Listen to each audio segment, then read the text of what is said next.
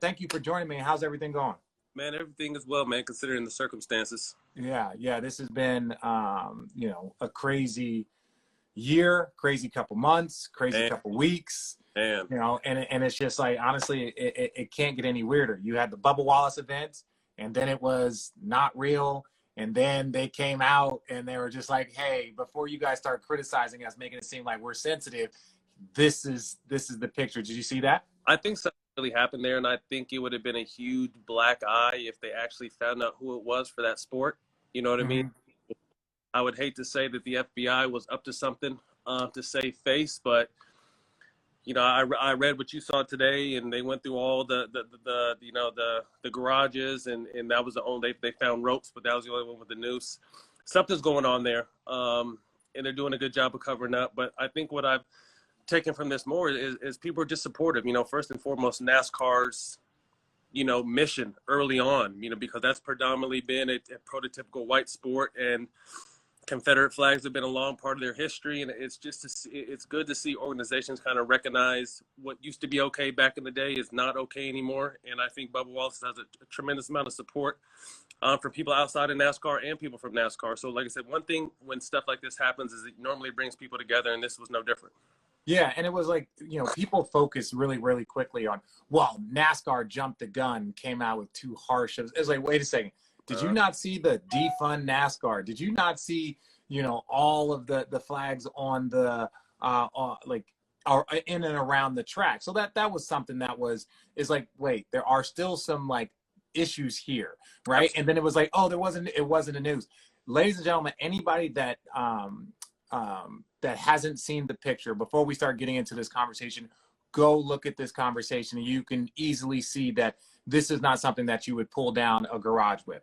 No. And again, it wasn't even Bubba that was the person that called the police or called NASCAR. It was like, what? People don't realize it wasn't Bubba Watson, he didn't report it. It was NASCAR that actually reported it and jumped right to, the FBI situation. So, people are trying to say, oh, this is another Jesse Smollett situation, and that was embarrassing enough for us. But to me, I think there's more to this story, and I think obviously they wanted to die down considering what's going on in culture right now. But it's definitely a fishy situation. Yeah, it's fishy. But look, you can't hide. That's the thing. You can't keep hiding these types of issues. They're at the forefront, and there's going to be a pushback. So like when I heard about this and when I saw it, I was like, yo, like, there's going to be a pushback. There is going to be a lot of ground made. And then when things somewhat calm down, somewhat settle down, there's going to be a pushback to get back to where they were. Speaking of calming down, like you and Steven Jackson, you guys do, All the Smoke podcast. You guys have kind of been on the exact same side as far as like focusing on social change, but a little bit different. Like, he was very for not playing and just spending all of your energy on that. You were kind of for the players playing and using that platform. Why do you feel like you guys disagreed? Not disagreed, but you had different plans of attack. Point of views, and I think what Jack and I always try to do is understand we can disagree, but we still have to respect each other. And I think that across the line, sometimes when we disagree with someone, we want to completely disrespect them, and we don't make any progress that way. My point of view was just understanding how powerful the Black voice is right now, and in particularly the Black athlete voice. I feel like it's stronger than it is right now. So I was from the understanding of strike while the iron's hot. Obviously, we know there's some stuff that owners can be doing, not only in management workplace, but in the inner cities that these teams are homed at, that could really help people, and not just a save face kind of PR move, but really putting some money back into these communities and these projects that need help. So, I've been fortunate enough, to talk to Chris Paul on and off here for the past few weeks and kind of just helping them throw ideas at them and kind of get an understanding of what they wanted to do.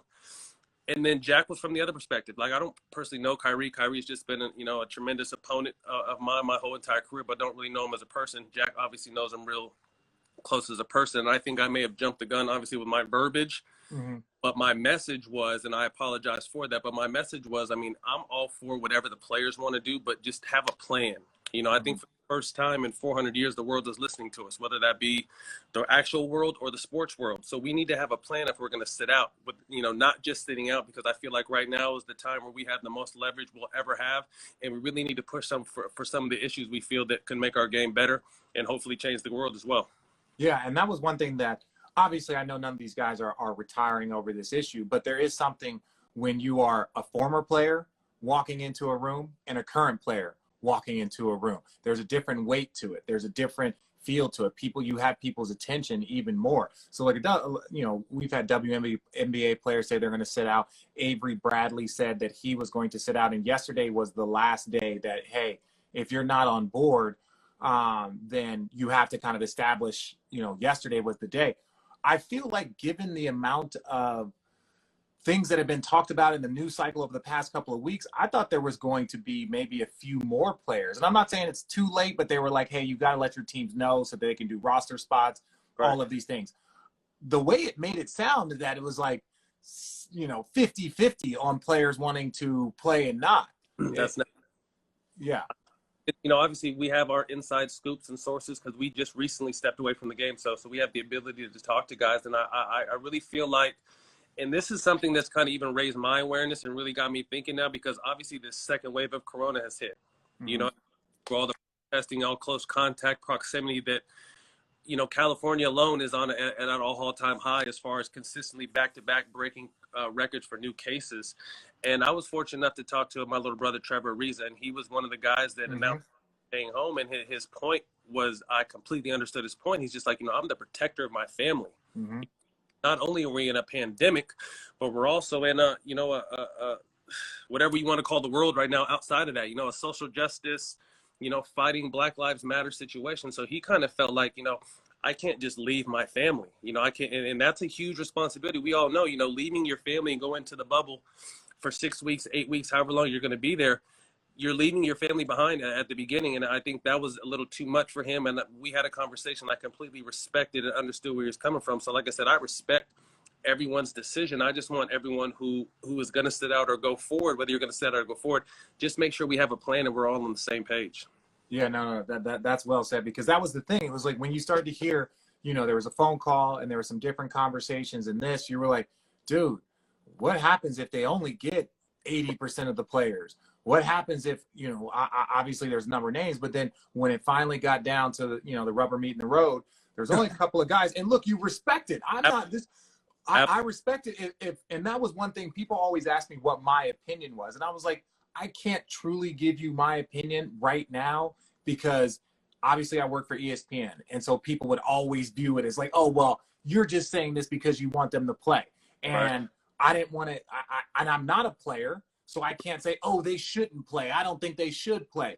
That just wasn't. Now, obviously, Jack has a personal connection. He is, there's something more to him. I was more of a bystander in this situation. So it was hard for me to give, my opinion on what I felt like people should do. So I just kind of set by the side and said, I'm going to support the players in any manner that I can. If they decide to sit out, I will focus on their causes. If they decide to play, I will try and help and elevate, kind of their message. I think it's our job as former players to really stay true to the guys, because we just stepping away. The media hasn't always been our friend. You know what I mean? I think it's people like me, you, and although Perk has taken some heat of late, guys that have been able to make deservingly so. Perk has taken some. I said Perk's delivery was wrong, but I understand his message outside of putting the bird brain shit outside of that. But to me, Perk was just saying, let's have a plan, guys. Yeah. Delivery was off, and he took a lot. Delivery was off. His delivery off, but his message was there. And I think it's our job to kind of bridge that gap, because, like I said, the media hasn't always been trusted for players. And I think our job, we have to take that personally as a responsibility to kind of bridge that gap, because it is very beneficial to have people, in media that can really tell the true story. But I think you made a great point. I was a part of the Donald Sterling 2014.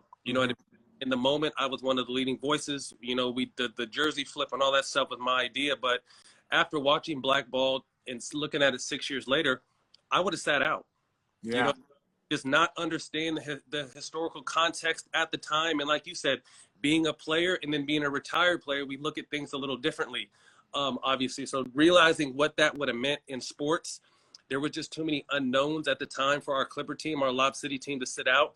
But looking back on it, I think it would have made a tremendous, tremendous statement if we would have sat out. So, I'm very for, like you said, we're here to support the players, whether they play or not. We're going to amplify their voices and continue to push their message. I just think all of us want them to have a plan because we realize that this is our time to really, gain some leverage and some ground when it comes to, these owners really, if they really care, giving back. Who would win in one-on-one right now, you or Jack?